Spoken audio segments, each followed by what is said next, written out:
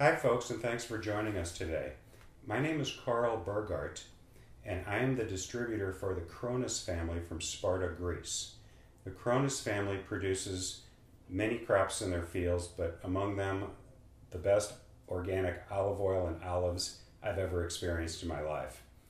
I have a great opportunity today to bring you an interview with Dr. Nikolas Chronis, who is a retired cardiologist from Sparta, Greece. Dr. Chronis is visiting St. Louis, Missouri, where I'm conducting the interview, at the house of his oldest son, George. I'd like to say Dr. Chronis came here just to see me, but he actually is visiting St. Louis, Missouri on his way to New York for a very special occasion, the birth of his first grandchild. So I'd like to start by asking Dr. Chronis if you could just tell me a little bit about your grandfather, Nikolas. Yes. My grandfather, when he was 25 years old, came to America, as they call the United States then, and with his younger brothers. It was in 1878. After New York at Chicago, they went to California in Los Angeles. It is funny, or it is strange to say that the beginning of the farm we have today is there in the center of Los Angeles, and especially at 440 South Spring Street, downtown in Los Angeles, where my grandfather and his brothers had their business. They had the name, if I remember well, is California Fruit Company. And they collect fruits from the area and fresh vegetables, but in the meantime they import bananas and pineapples from Hawaii. And they send all of them to Chicago, and they have been before in Chicago, and so it was easy for them to send to Chicago and to East. So they work there for 18 years since they arrived in the States, and after that, having some money, they went back to Greece. In the place, in a village we call Goritsa. It is close to Sparta, and they bought the farm we have today. The family have. My grandfather's son, George, it was my father, helped in the beginning his father to in growing olives in the farm, but certainly he wanted to be dentist. He went to Athens, stay for some months, but after that he changed his mind, came to the States, stay 4 years here, but after that he came back to Greece, to Goritsa, and he was working there 70 years. Oh, wow. He passed away at the age of 97. He left me the farm, and although I was then working as a cardiologist in Sparta, I took care for many years of the farm because I love it. And later, when my son George Chronis and my son Nikolas Chronis came to the States for their PhD, they decided to stay in the States. So I have a problem, and I told them, if you stay there, I have to sell the farm. They became, I think the right word is furious. And they told me that we will never do that because this farm is the blood of the family. Yes. So I started sending the products of the farm, the olive oil and the olives, and so this started this business. It is, I think, interesting to say here that there is what the ancient Greek philosophers say ethical circle. What I mean? I mean that my grandfather came here, worked here, of course, and made money, but yes. This money he earned in the States. Took this money, went back to Greece, bought the farm, and now the farm offers to the States products right. that are very healthy and very tasty, and they are as a present or as a thanks to the America that was the beginning for the whole history. So the circle closed right. in this way. Very interesting, very interesting. You talked about being a cardiologist, a retired cardiologist. Can you tell us just a little bit about what it was like growing up in Sparta? Oh yeah. I have been born in Gorica, the village Gorica. I told before, and during my childhood, I used to go to the farm with my father. It was a lovely place for me. I learned swimming there because one side of the farm is the historical Evrotas River, and there my father taught me to love the soil, to love the trees, and what is the right way to grow them, and because we must respect the trees because they give us their blessed products. Right. And after that, although he loved his work, he insisted for me to study. So I studied medicine in Athens University, and after that I worked for 4 years in the university hospital to take specialization of internal medicine and cardiology. After that I went for 1 year in England to complete my studies, and after that I went in Sparta, and since 1969 I work in Sparta as a cardiologist until 2002. Wow. And after that I retired, and since then I am working in the farm. You're still working. I want to talk a little bit more about that later, and the way you look at it from a scientist standpoint on real olive oil. But first, I versus what is out there on the market. But first, I'd really like to ask you just a question about, and you know, I grow organic vegetables and I eat organic food, and I'd really like to know, how is food viewed in Greece? Well, because the Greece is not a rich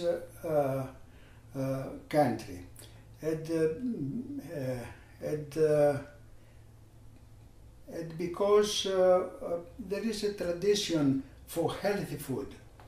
there for many, many years we follow what we call, what all the world calls Mediterranean diet.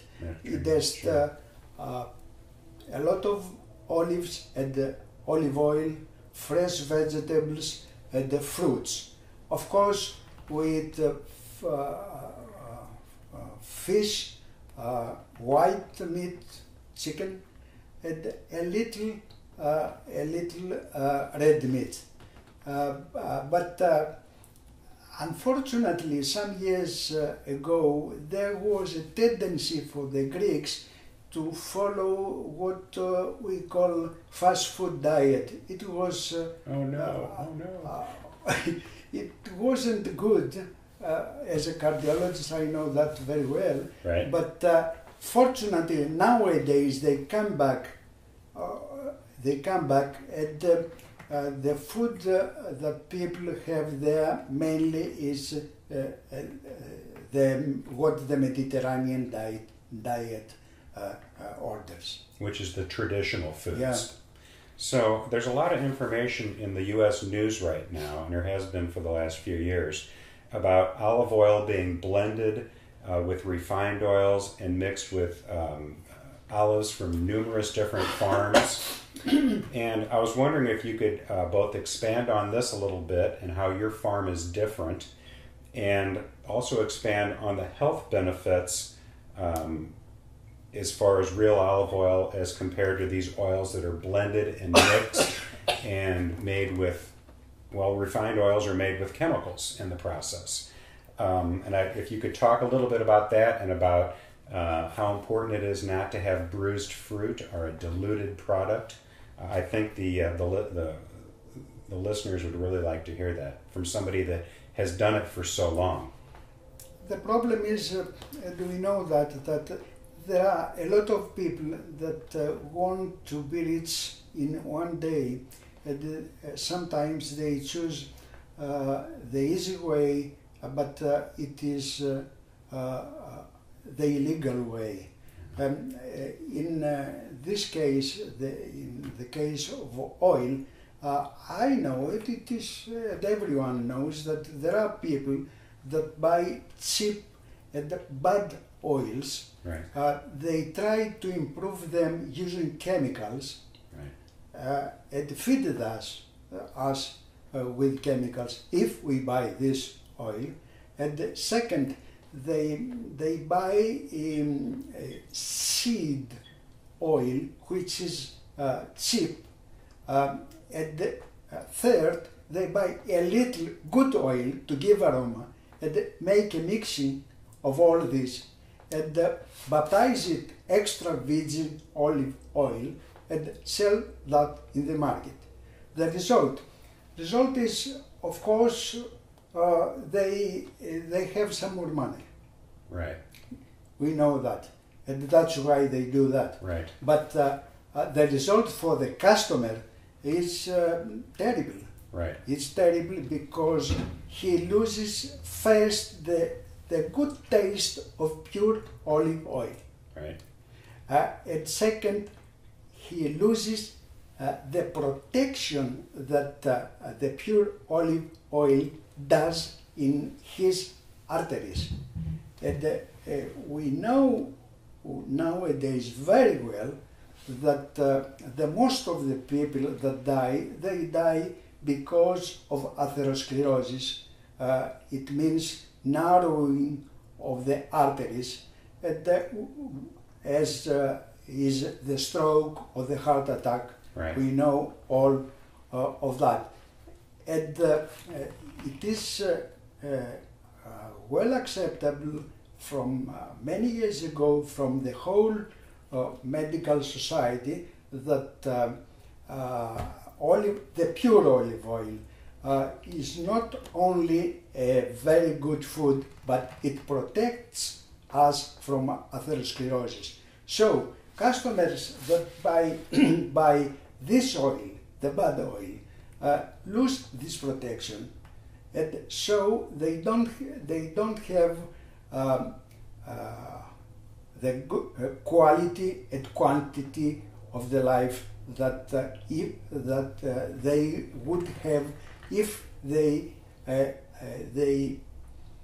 eat a good olive oil. Right, I understand. Now, you touched on seed oil. I don't think the average viewer that's watching this or the average person in the United States really knows what seed oil is when you refer to that. So if you wouldn't mind, could you just please clarify what seed oil is? I will try. I'm sorry, my English is not good. It's perfect. It's perfect. But I will try. We must keep in mind that the olive oil is not just not an oil like the other oils. It is fruit juice, and this is because olive is is a fruit like an apricot. It has its surface. After that is something we eat. And I don't know how do you call the flesh. I call it the meat, body of the body. Sure. The body of the olive, and in the center there is the seed. The pit.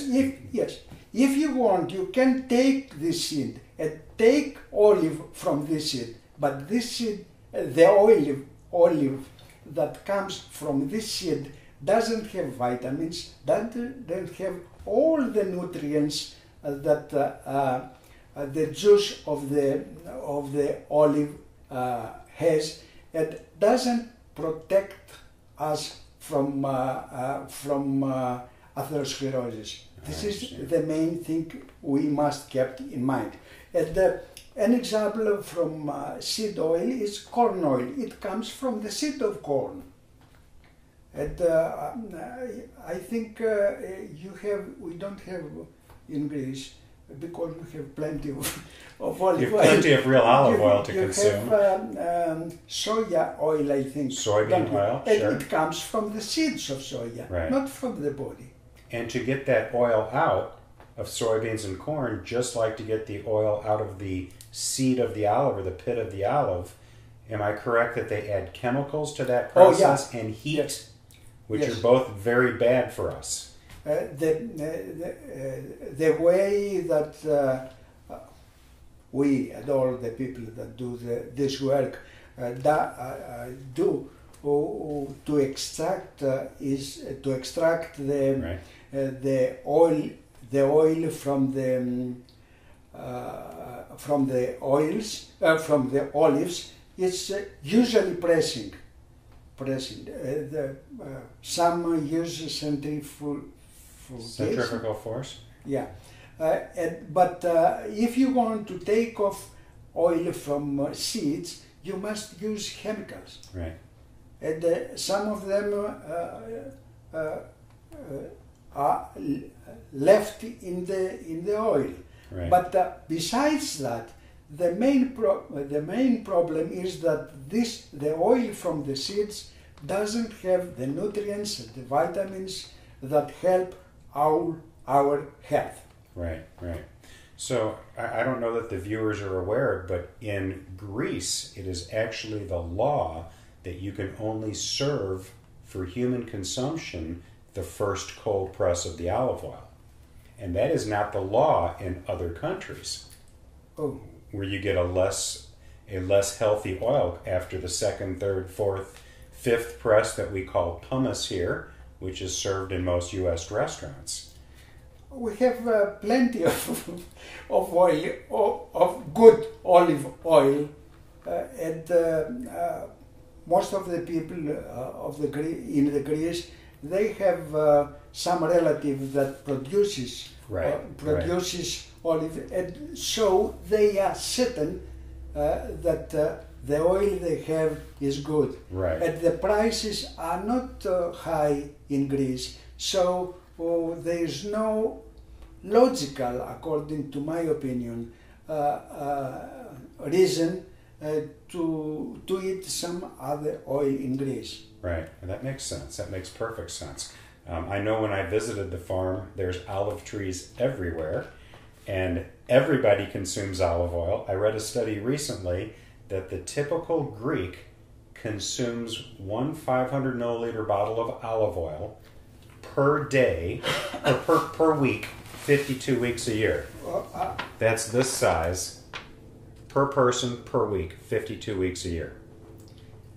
I think that we are the first in the world, the first people in the world that eats this amount of olive oil. And I remember when we are collecting the olives in the farm, the food we have in the middle of the day was bread and olives.